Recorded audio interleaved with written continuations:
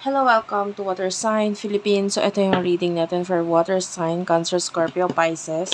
Take only what resonates, guys. Almost daily love reading for Water Sign po ito. Sa mga hindi pa po nakaka-subscribe sa ating channel, pahit na lang ng subscribe button, notification bell. Ma-appreciate ko po lahat ng likes, comments, and share. So, again, this is for Water Sign, Cancer, Scorpio, Pisces. Let's start your reading.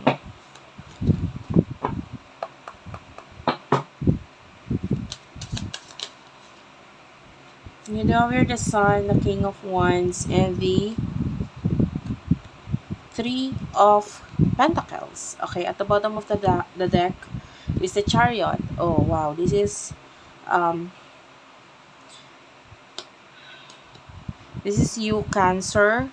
Aries, Leo, Sagittarius is also here. Yan, Taurus, Virgo, Capricorn. Anyway, regardless of the zodiac sign, energies lang naman yon at hindi yung mismo zodiac sign ng person mo or ikaw. So, nakikita natin you are happy, masaya ka. No, masaya ka because with the King of Wands, maybe may mga accomplishment kang na-receive, no? Yung iba sa inyo, pwede may promotion or may advancement sa pera. Or with the Three of Coins, maybe pwedeng growth. Okay, nakaramdam ka ng growth or mga achievements nito mga nakaraan, and you are very happy with this. With the King of Wands, I feel like marami ang tingin sa iyo, special ka ngayon, ano? They acknowledge you, and maybe compared sa past, matagal na nawala or tapos na yung past na yon, and now you are a new person. Ang tingin nila sa iyo is that you are someone na kapag mapagmalaki, parang ganyan, and they see you as someone na I don't know, very special. Parang gano'n, napaka-special ng tingin nila sa'yo. Maybe they are your friends, families. Anyway, pagdating sa love, sino itong person na kakonect mo for water sign, please? Person na kakonect mo, water sign. Pagdating sa love. Okay, guys, angel guards. Person na kakonect ni water sign pagdating sa love. Spirit guides, angel guides, person na kakonect ni water sign pagdating sa love.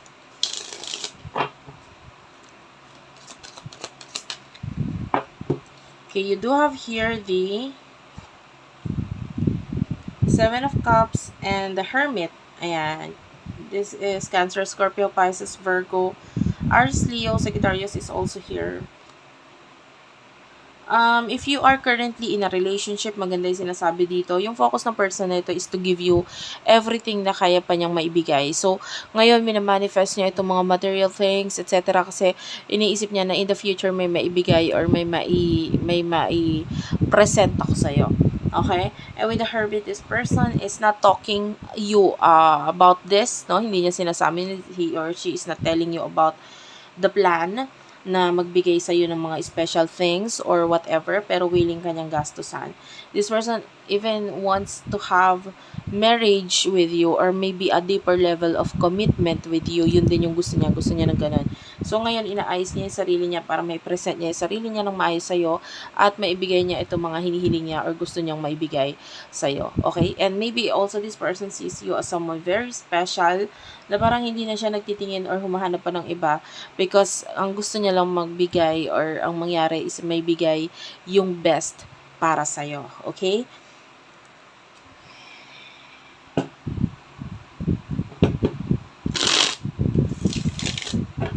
What is your emotions towards this person?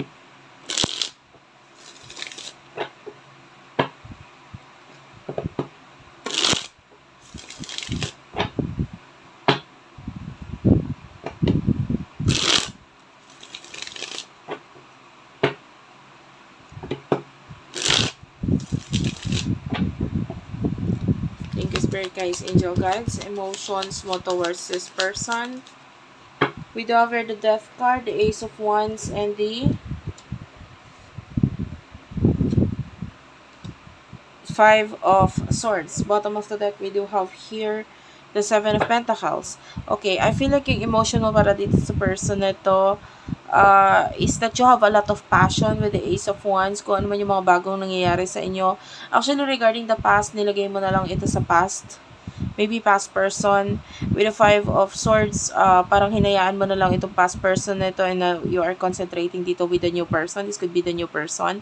And sa nakikita natin dito, maaaring masaya ko na lang rin na wala na yung past kasi hindi naman mararating or dadating itong new person sa'yo kung hindi mawawala si past.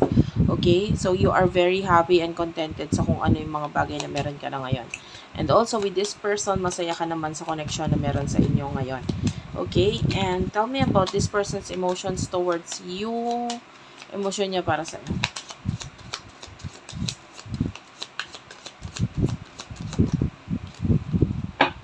We do have here the Wheel of Fortune, the Seven of, this is the Eight of Pentacles, yeah. And the Fool, okay.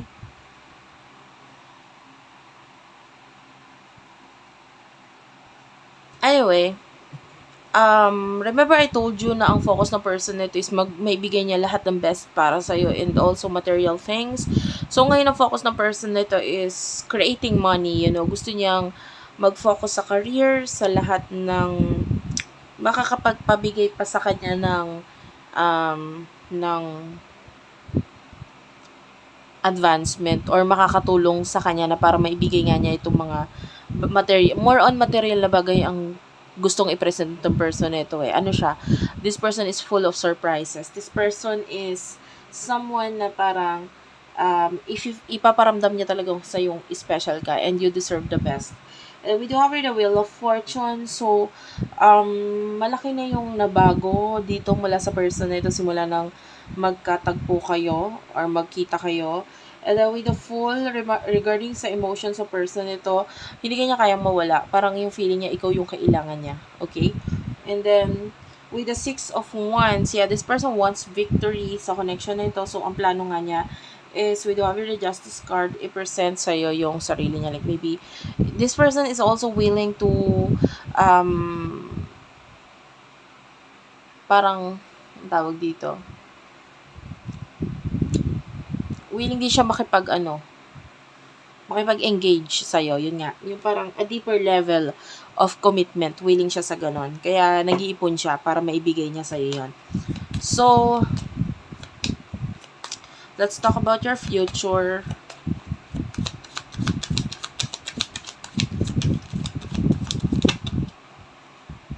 You do have here the Five of Pentacles, Queen of Coins, and the Page of Cups.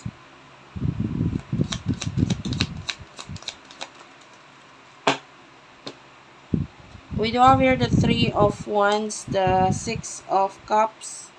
Okay, wait lang. Nine of Swords. Well, unfortunately, pagdating sa money, hindi ko nagugustuhan yung nangyayari sa'yo. Kasi in the future, you do have here the Queen of Coins. Meron kang, this person or these people sees you as someone na mataas or magaling or you may be stable.